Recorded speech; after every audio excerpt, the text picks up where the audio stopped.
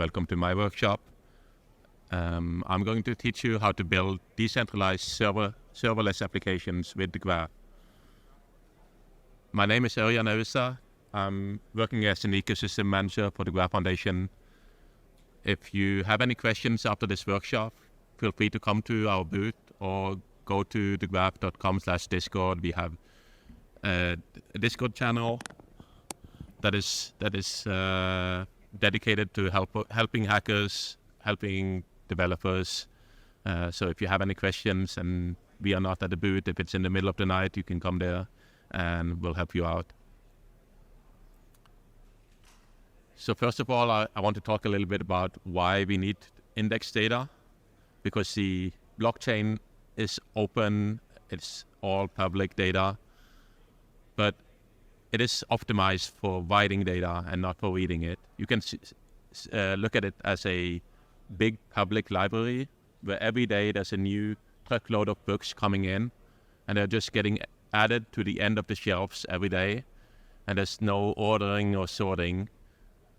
And it's fine if you go into the library and you want to look at one specific book, you can find it, you know where it is. But if somebody asks you, what are the top 10 books with the most pages in each book, you would have to go into every single book, look at the page count, note it down, and then sort your table, and that would take a long time. Similarly, if we look at a more practical example, say you want to build a analytics dashboard. Some of you might recognize this. This is the analytics dashboard of Uniswap v3, and everything that you see on that page is coming from the graph. Looking at one of these, for example, if you want to see historic price action, knowing that the price changes every single time there's a transaction, if you wanted to get that chart over there from just querying the blockchain directly, you would have to make millions of ETH calls, find the price action of every single block, and then convert that into a table and into a chart. And if you wanted to do that on the front end, the front end would take literally hours or weeks or days to load, and that is not feasible. So that's why we have indexing. You need to pre-process that data. And in Web 2, you would do it by having your own server and you would just update that. But there's a lot of inefficiencies to doing that. First of all, like running your own server would require a lot of expertise, it's a lot of cost, and it also is nowhere near as performant as we can get it with Web3 data. So let's dive into that. First of all, I touched on this a little bit earlier, like who needs index data? And that was a question we asked when we started close to how many years? 7-8 years ago, since the inception of the graph. And it turns out that everybody needs it. We have over 84,000 subgraphs that have been created so far. So every single dApp needs to have some form of data in the front end. And with index data, you can do aggregation, you can do transformation of data before you show it on your front end. So that's where you get from just having everything in just a list, as in the Web 1 of data, to actually creating like useful user interfaces. In the Graph Network, we have served over 1 trillion queries so far. So that is what the graph does. It gives you customized APIs tailored to your data requirements. And that includes rich, sorted, filtered, and aggregated data. And allows for fully decentralized serverless applications. After all, if you're not fully decentralized, a dApp that is relying on one centralized server is just an app. If you're not fully decentralized, you're still having that one source of failure. So we currently support 45 different networks on one of our products is the hosted service. It's a pre-centralized service run by one of the core developer teams at the Graph. And we are in the process of migrating more and more chains over to our fully decentralized network. We are currently at 7 chains, but more is coming every month. So we are currently expanding our multi-chain support, and there's quite a few networks that are currently in the pipeline. So, and again, why do we want the data layer to be fully decentralized? Well, first of all, there's no central point of failure, so there's no engineer that will call you at 5 a.m. in the morning and saying that your server went down, or your local government has put a ban on crypto, so you are no longer allowed to use your servers. It's innately load balanced and geo-distributed. The economics in the Graph network does encourage indexes to serve data in like as much data as you need in that region. So innately in the economics of the Graph network, if there's more need in a certain area, you will have more indexers serving that data in that area. We have censorship resistance. There's no, as I mentioned, there's no government that will take down your server because they are serving Web3 data.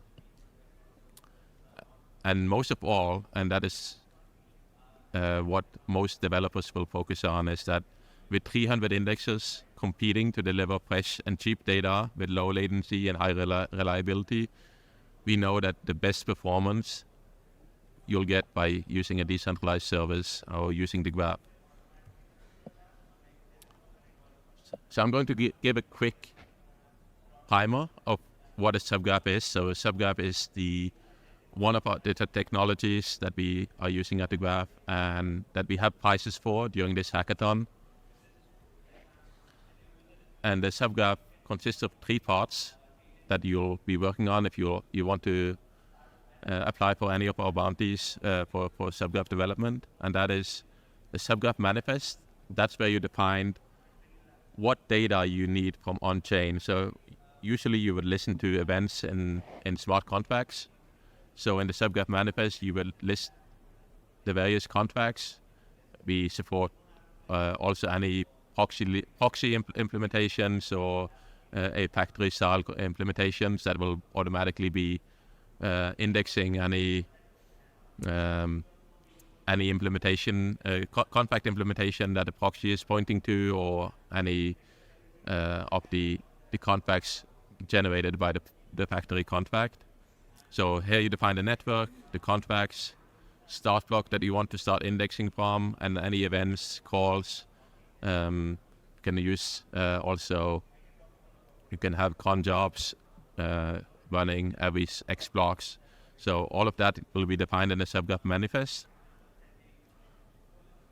Then you'll define a subgraph schema where you'll define what entities you want to have stored in your GraphQL database.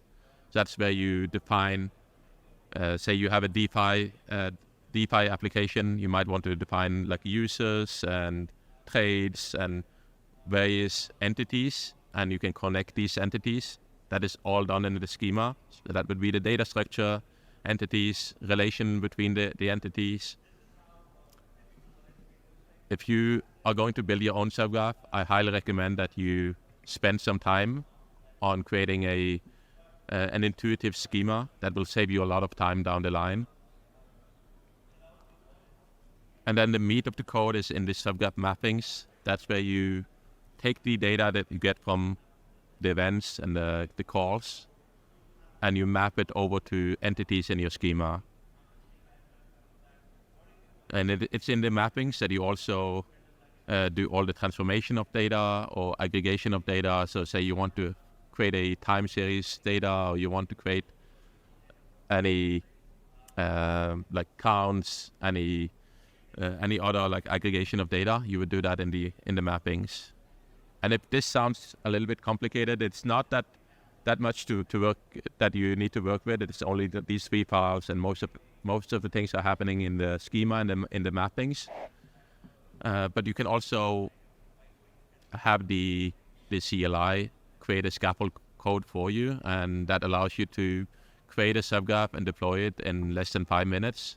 And from there, you can start working on more advanced entities and more advanced mapping code. So that would map all the events in your smart contract one-to-one to entities in your schema, and all of that is auto-generated.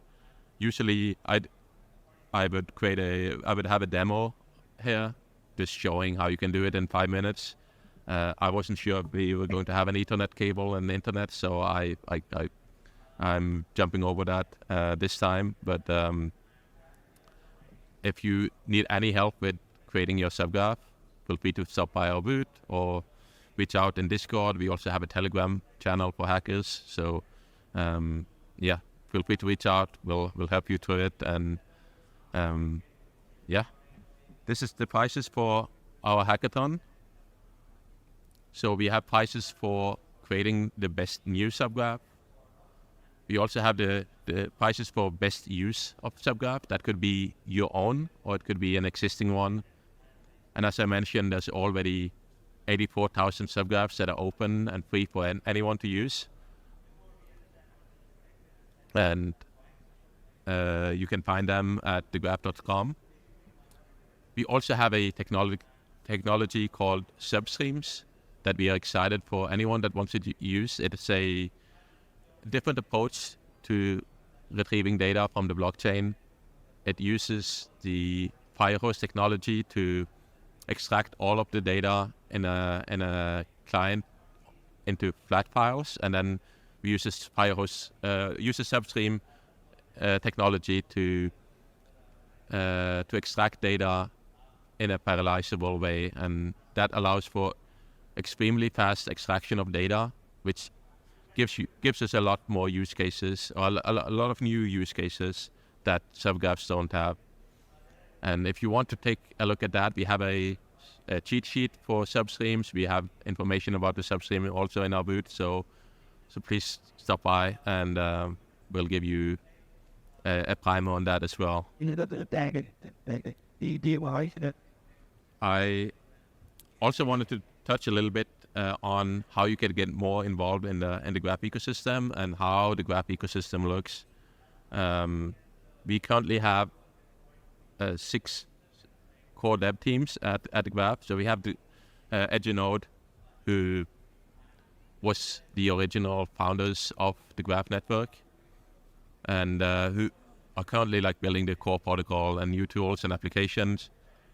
We have Streaming Fast, who were working on high performance data streaming. Semiotic, who's focusing on artificial intelligence and cryptography. We have the Guild, who is the leader of, or is one of the leading companies working on GraphQL in general, and they are working with the graph on composition, analytics, mutations, and improving our GraphQL APIs.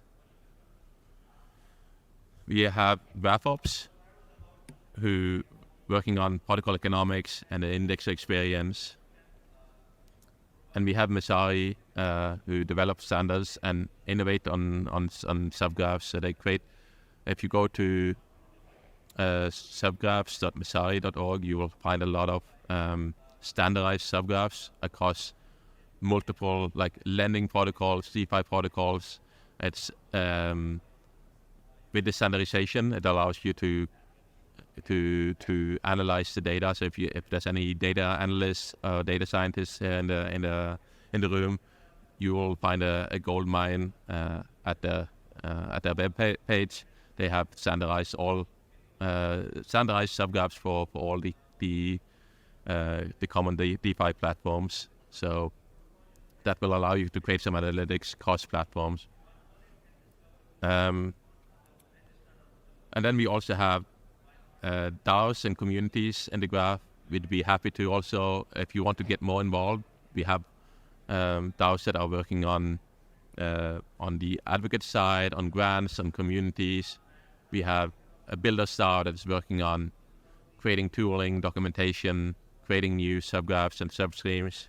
And we also have Infra DAO that is working on R&D focused on the infrastructure providing side of the protocol. And we also have multiple other communities. So if you want to get involved in the graph ecosystem, there's a lot of different avenues. No matter what your skill set and background is, you're welcome to reach out, and we'll help you find a place in the graph ecosystem.